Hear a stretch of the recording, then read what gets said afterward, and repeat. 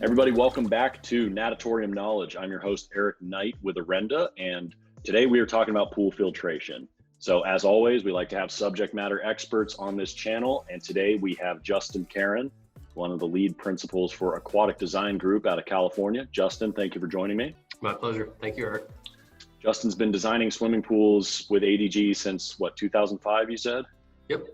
So he's got a lot of experience, and he has designed a lot of pools that have a lot of different types of filters, or I guess maybe just a few types of filters, but various sizes of them, yes? All right, so what types of filters are being put in commercial swimming pools, Justin? So there's a lot of regional variability with filters. On the West Coast, you see a lot more pressure sand or high rate sand filters. On the Northeast, you see a lot of regenerative media filters. They're starting to blend more. I think regenerative media is starting to gain more and more in popularity.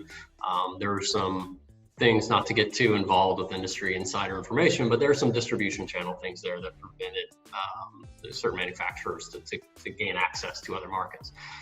In general, though, we're looking at the big two are high rate sand, pressure sand, and regenerative media, formerly known as kind of a DE filter.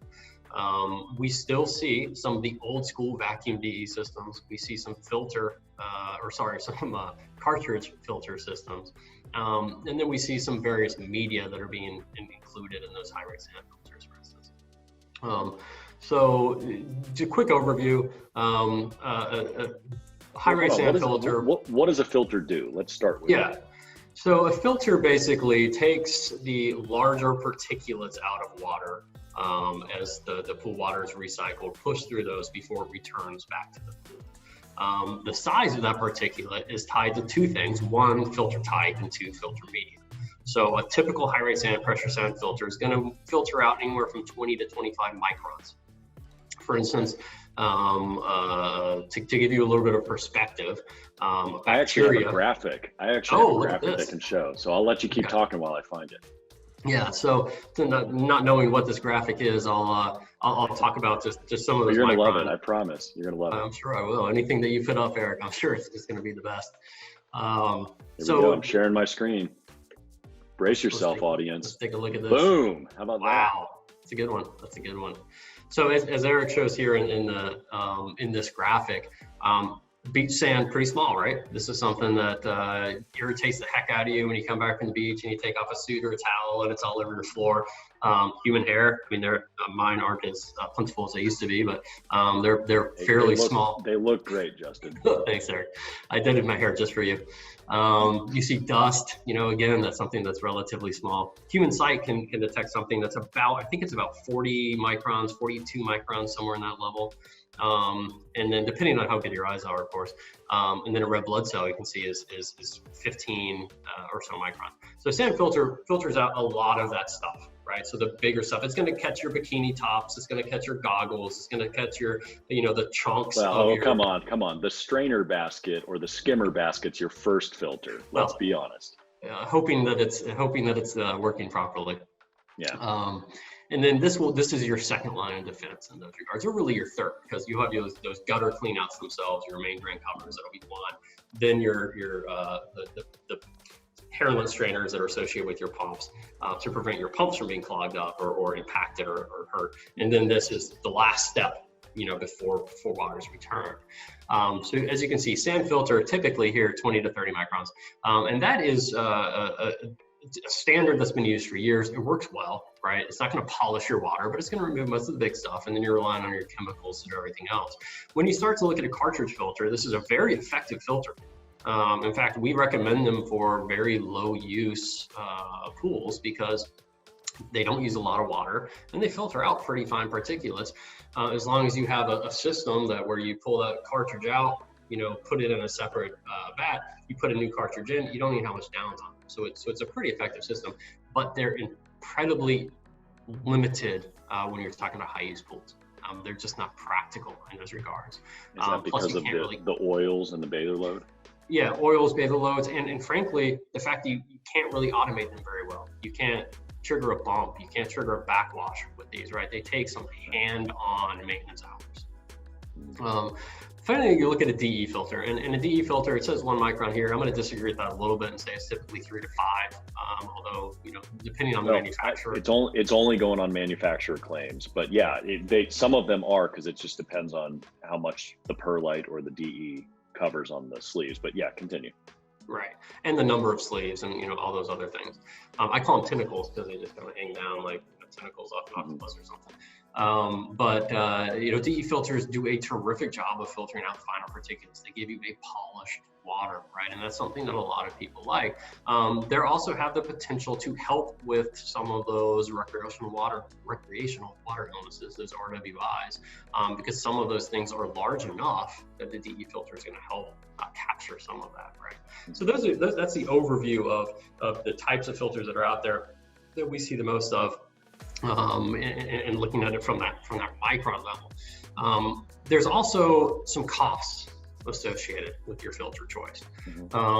Pressure sand, high rate sand filters are relatively inexpensive, both on capital costs and in terms of your maintenance hours that are used to maintain these, right? They're relative, you can fully automate them. So you don't really need anyone there when they backwash. You don't really need anyone there, but then they'll just do a quick visual inspection and make sure nothing's leaking from a daily, weekly, monthly basis. Your regenerative media filters are a little bit more hands-on. You do have to, or you kind of want to be there for bump cycles. You have to be there for the backwash cycles and when you recoat the tentacles. But there's a cost associated with regenerative media filters on the front end. A sand filter system, if you have say 2 to 3 filters, that's going to be $40,000-$50,000. It's double, triple, maybe even 3 times or 4 times that if you're talking about regenerative media filters. In an outdoor installation, regenerative media filters can be a little bit more cost effective because when the major manufacturers, and there are differences here, and I'm going to say brand neutral, but when major manufacturers, when you take the lid off, you've got to have a place for that lid to go around the side and hang or go to the floor, right? So you're double the size of the filter, basically, in terms of layout. Footprint. In terms of footprint, yes, correct. Okay, got it. Whereas a high rate sand filter is larger. They take up more footprint, but that's all they take up. You don't need any lay down areas. So in an outdoor installation, maybe where you have the space, you don't have to worry about that as much, or it's not as much of a cost impact. But then you start to look at life cycle costs, right? So high rate sand filters backwash more frequently and they backwash a higher volume of water.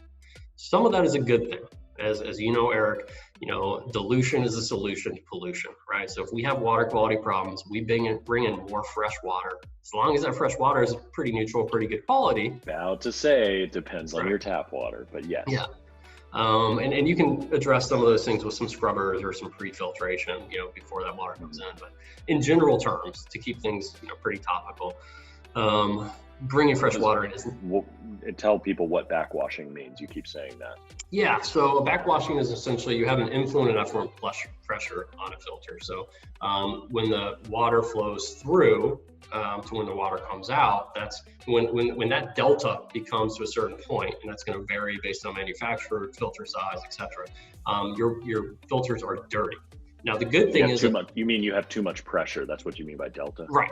Yeah. Okay. So the dirty filter does a better job of cleaning water than a clean filter does, right? Because all that other dirty stuff that's in there actually helps filter out other dirty stuff. The problem is now you're impacting your flow rates. Now you're impacting, a lot of other things up and downstream. So you have to backwash the filter, basically reverse the flow, and then send that bad stuff out to sanitary sewer instead of going back into the pool. In a high rate sand filter, that can be as much as 1,000 to 2,000 gallons of backwash, right?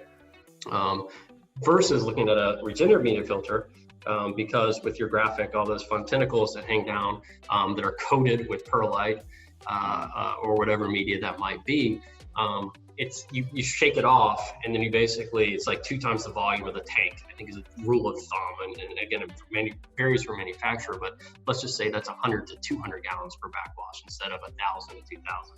So you're saving a lot of water use there, which saves on natural gas or electricity to heat your water. It saves on your chemicals, saves on your pump. There's a lot of, and your water, of course, itself as well. The water itself. So there's a lot of water savings with a DE filter, but it's a lot more maintenance and a lot more cost up front.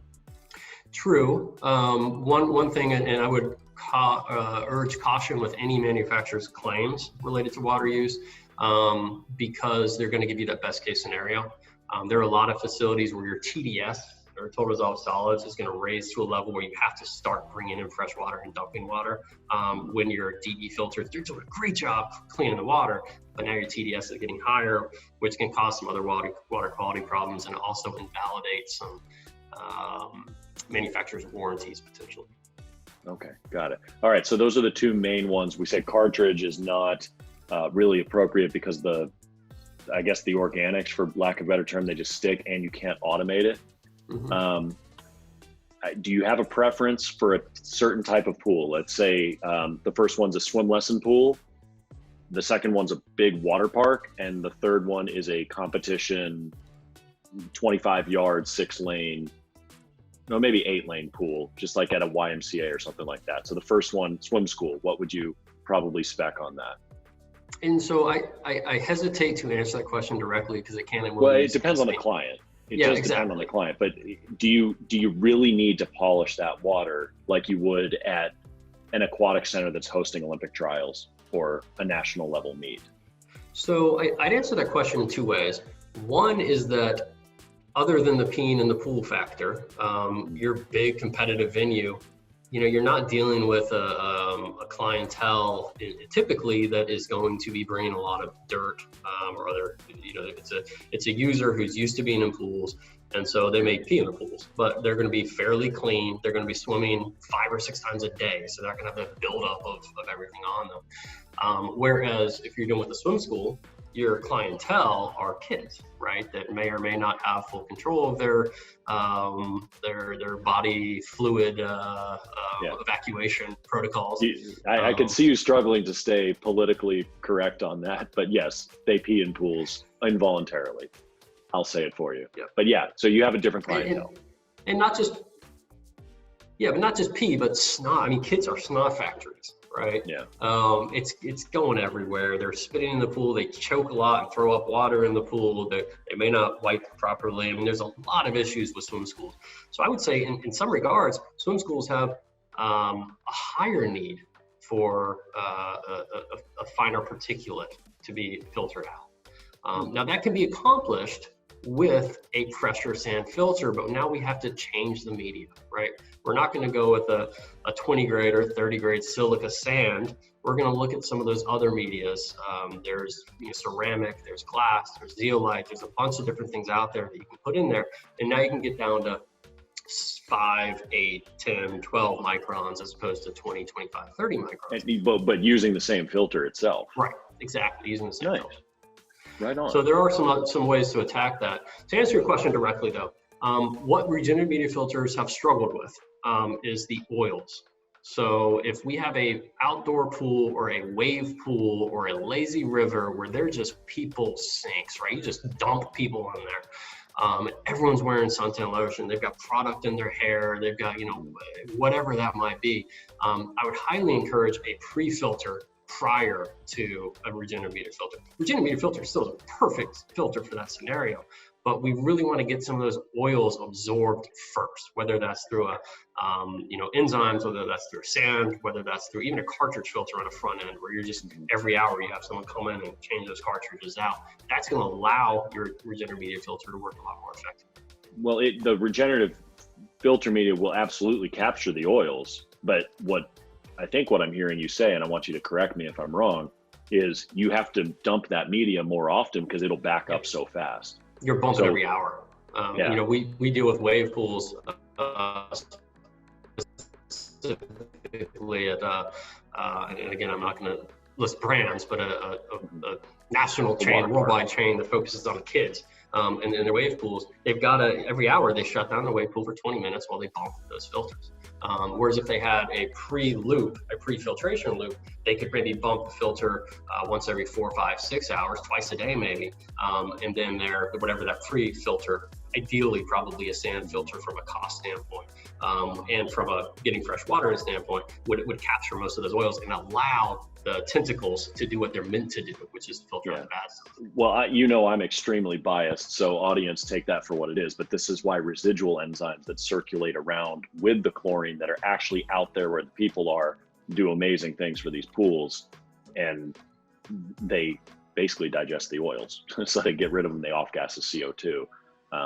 But they work with any type of filter. I think I've been to water parks that had sand and then they converted to DE. I've been to ones that had DE and they converted to sand, and they literally moved their DE filter to their new pool. They're like, well, we don't need it on this one, but we just spent all this money on it. So they actually took it and repurposed it at another pool. It's the only time I've ever seen that. So it's probably not a very common practice, but anything else you want to add, Justin? I think this no, I think helpful. again, yeah, with regards to any filtration choice, you really want to know your people. So what your people's comfort level is. If you have a maintenance person that's been there for 20 years or has been in aquatics for 20 years and they know damn well that there is only one filter choice and they're going to be with your facility for a while, you probably want to listen to that person, because if you do something other than what they want to do, it's going to be a fight, an ongoing fight.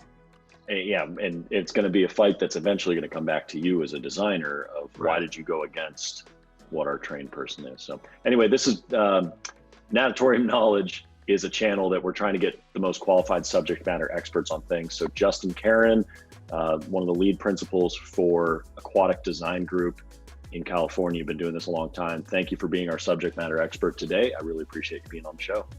Thanks, Eric.